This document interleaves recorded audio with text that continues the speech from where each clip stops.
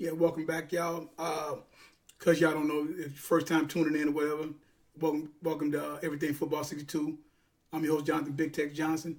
And for those who've been tuning in for the last few shows that I had, here's something else. Yeah, I told you I'm just gonna add on, just kind of periodically through the day since it's playoff weekend. But this is one of the things I want to talk about real fast. And I've noticed this, and nobody's really talked about it because of he had such a great season and everything is fine. And he's a Hall of Famer. He's broke all these records. He's done this, that, and the other. He's going to be a Hall of Famer and all this other kind of stuff. But the one thing that they haven't seen, that hasn't, even because the team is still winning, and that's at the end of the day, that's important. But when you come in, when you're going into the playoffs, you want to have a certain type of vibe going on with you as well.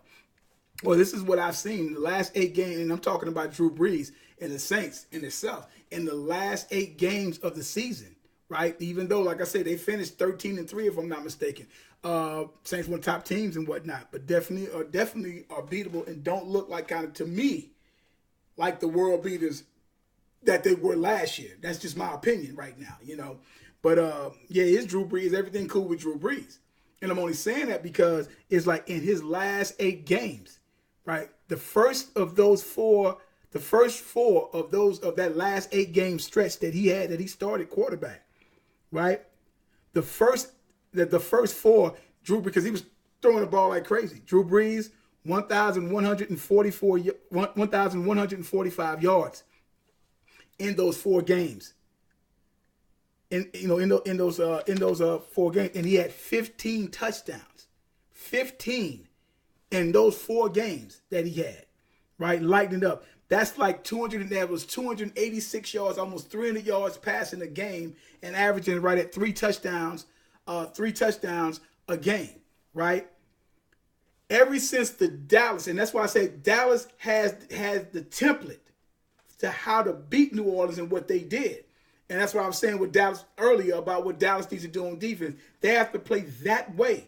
Flying all over the place, putting pressure on the quarterback, flying all over the place. And again, they were a short quarterback. Russell Wilson's 5'11", 6 foot, same stature as Drew Brees. So it's going to have to be that same type of intensity, that same type of defensive playbook that they instill for New Orleans. They got to do the same thing with Wilson, and even more so because Wilson is a running quarterback. As for Brees, he's not. You know, it's pure pocket passer. So therefore, they're going to have to implement that same thing, which means that the receivers, because they have really good receivers, Lockett and Baldwin, them guys are really good, underrated and stuff like that, but they get open and they catch that ball when they need to. They're there for Wilson and stuff like that. But this is what I'm talking about, though. It's like with Brees, I noticed this. So that's what he did at that time, and he had no picks, no interceptions. Ever since the Dallas game or after the Dallas game, Brees has thrown for 857 yards, the last 4 games that he started, 857 yards, which is a 214 yards in average, and 3 touchdowns and 3 interceptions.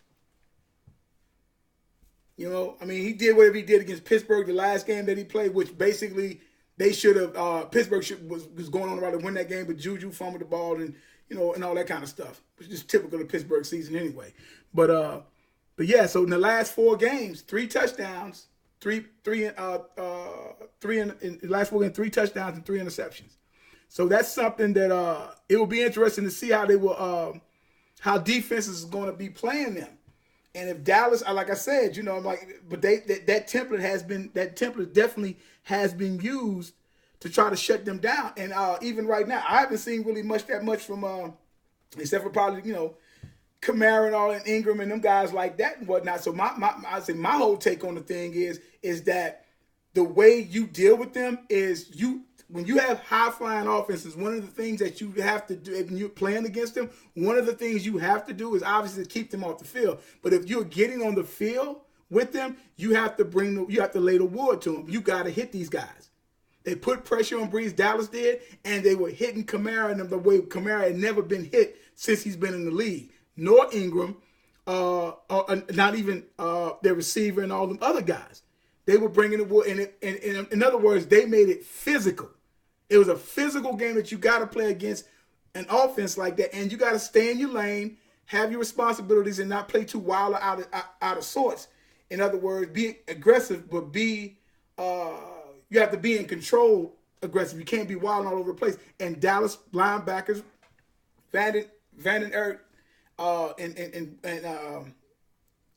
and my man, Smith was flying all over, hitting everything that moved. That's how you play them. And I've seen that's kind of like what was kind of going on here with Brees. And if you look around, even with Tampa Bay had him, but Tampa Bay couldn't do anything on offense. They did something in the first half, but New Orleans has a stout defense, so they couldn't do anything in the second half. But like I said, Brees only had I think 201 yards passing, and he threw the ball almost 30 times that game. And that's not like Brees only has 200-something yards going into the first, going into getting ready to go into halftime. And he'll finish up with another 186 or another 200 yards. I mean, that's or another 200 yards or whatever like that. So he's already, you're looking at 300 yards a game that he's already doing. Those games that I told you about. So that's something to look at and try to see if anything's ailing or see anything's going on, which I don't think. I just think it's a template that has been set to try to do what needs to be done to sit up there and to do something with Brees and to set them off some. So that's going to be something to look at, y'all, and whatnot. I'll be back in a few minutes. And like I said, there is no GOAT, because I know they try to call him the GOAT too. But there's no GOAT, greatest of all time, as long as time is still going on.